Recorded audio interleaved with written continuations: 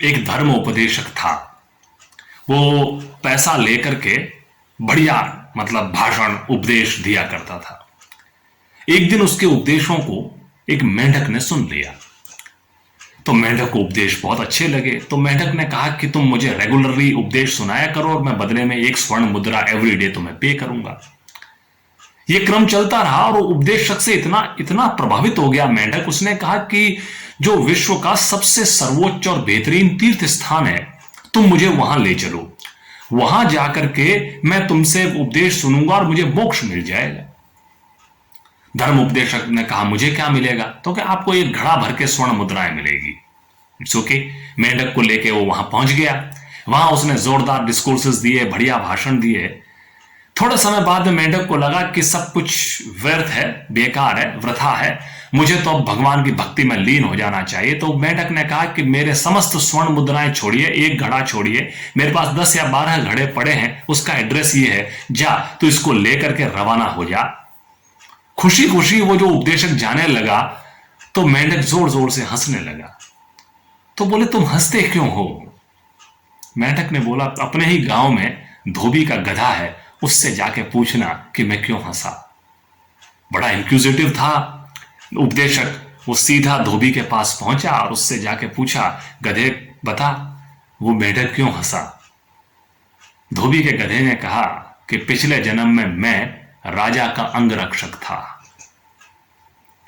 राजा का अंगरक्षक मैं था। मुझे राजा अपने साथ इसी तरह के धर्म उपदेश तीर्थाटन कराने के लिए ले गया। राजा जब वहां पहुंच गया, वहां उसी स्थान पर पहुंचकर राजा को ज्ञान हुआ कि ये सारी मिल्कियत, दौलत, शोहरत बेकार है। उसने कहा कि ये रियासतें, ये वजारतें सब 4 दिन की चांदनी और मुझे उस फकीर की शान दे, समाना जिसकी मिसाल दे। वो समझ गया और उसको तो उस स्थान पर मोक्ष मिल गया और मैं राजा की सारी मिल्कियत लेके लौट आया। राजा तो आज मोक्ष हो चुका, उसको तो स्वर्ग का आनंद है और मैं पुनर्जन्म में चक्कर काटते हुए आज धोबी का गधा बना हुआ हूं। तो उसने ये कहना चाहा है कि यू आर ऑल्सो ए जैकएस, तुम भी धोबी के गधे बनने वाले हो अगले जन्म में।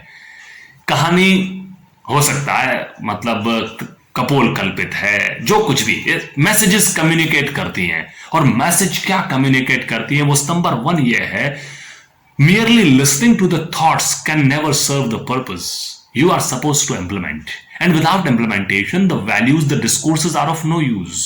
जब तक आप उन वैल्यूज को अपने जीवन में इंप्लीमेंट नहीं करेंगे तब तक उन वैल्यूज का कोई अर्थ नहीं रह जाता। ये अपने को इस प्लेटफॉर्म पे समझना है।